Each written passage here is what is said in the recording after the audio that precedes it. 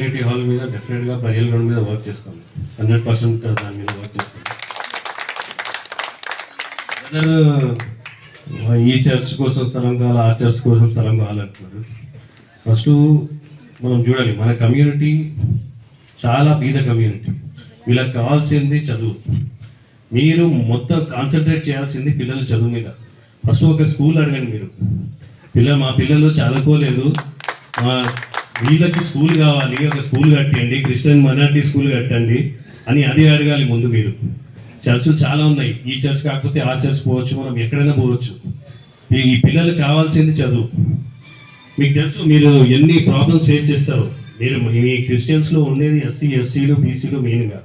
నేను చూశాను, ఒక విజయవాడలో ఒక ఎస్సీ రిజర్వ్డ్ కాన్స్టిట్యున్సీలో ఒక MLA Telugu Desam MLA Kurnool side అతను గెలిపించారు. రెడ్డి ఉన్నాడు, ఆ రెడ్డి ముందు కూర్చోడు.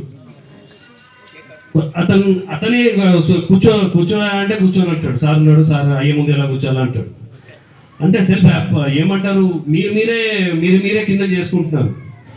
మీరే ముందుకు రావాలి, పైకి రావాలి. కానీ మీరు ఆ రెడ్డి కూర్చున్నాడు, రెడ్డి పక్కన ఎలా కూర్చోవాలంటే నువ్వు ఎమ్మెల్యే, నువ్వు కూర్చోవాలి, అతనిదేముంది. మీరే కింద చేసుకుంటున్నారు. మీరు పైకి రావాలి. కానీ ఈ పైకి రావాలంటే మీకు హెల్ప్ చేసే చదువు.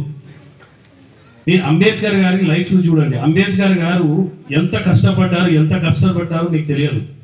కానీ మనం మొత్తం ఇప్పటి వరకు పార్లమెంట్లో చూస్తుంటే అంబేద్కర్ చదువుకున్నట్టు ఎవరు చదువుకోలేరు. ఈ చదువు వల్లనే వాళ్ళు అంత పైకి వచ్చింది. మీకందరికీ కోరేది ఏమంటే, మీరు ఫస్ట్ పిల్లల స్టడీస్ మీద కాన్సన్ట్రేట్ చేయండి. నేను ఇంకో పాస్టర్ గారికి ఏం రిక్వెస్ట్ చేస్తున్నా అంటే, పాస్టర్ గారు మీరు ఈ పిల్లలకి బైబిల్ నేర్పిస్తున్నారు, బైబిల్ ఇంగ్లీష్లో నేర్పియండి.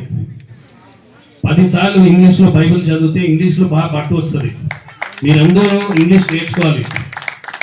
పిల్లలంతా ఇంగ్లీష్ నేర్చుకొని మనం ముందు పోవచ్చు.